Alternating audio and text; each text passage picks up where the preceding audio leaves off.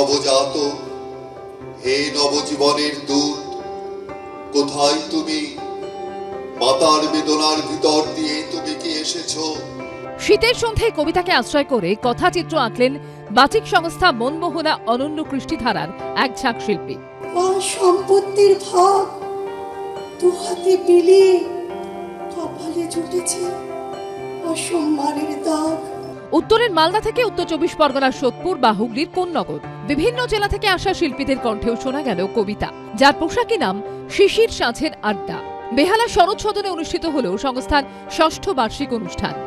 পৃথিবী জোড়া কীটের মাঝে কীটনাশকের ঘোর অভাব, চেষ্টা তবু রাখিস জারি, হারার আগে থামিস না।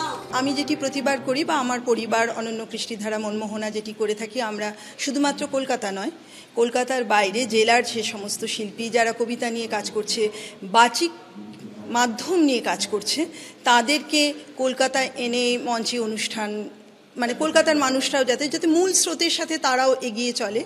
এই অনুষ্ঠানে ছিলেন অভিনেত্রী ও বাচিক শিল্পী গার্গী রায়চৌধুরী থেকে মডেল অভিনেত্রী রিচা শর্মা সহ বিশিষ্টরা। আমার তরফ থেকে সবাইকে আন্তরিক অভিনন্দন আর অনেক ভালোবাসা। সত্যি খুবই ভালো লাগলো। তনুকা দি, আমি ওকে দিদি ভাই বলি, আর Arup, you always believe in associating people. Lovely evening and it's an honor to be present here. কয়েকজন বাচিক শিল্পীকে সম্মানিত করা হয় মনমোহনা অনন্য কৃষ্টিধারার পক্ষ থেকে। সত্যজিৎ বৈদ্যর রিপোর্ট, এবিপি আনন্দ, কলকাতা।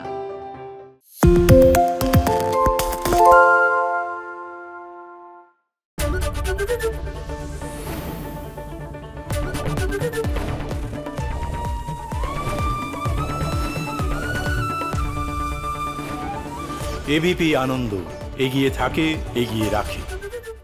আরে চাটা দে। ভাই আমার একটা চা দেন। কি হলো আমারটা? বাংলা পক্ষপাত চায় না, বাংলা খবর চায়। বাংলা খবর, বাংলার খবর। সত্য অন্তহীন, সত্যের খোঁজও তাই, সত্য সন্ধানে তাই আমরা অক্লান্ত, অকুতভয়। এবিপি আনন্দ নতুন ভাবনার প্রতীক, যা মনে মুক্ত, তথ্যে যুক্ত এবং যাবতীয় সীমানার বাঁধন থেকে মুক্ত। সীমা না শব্দটির মধ্যে লুকিয়ে আছে মানা শব্দটি, যেন চোখ রাঙানি এক অদৃশ্য বেড়াজাল, যা আটকে রাখে আমাদের এক ছোট্ট গণ্ডির মধ্যে।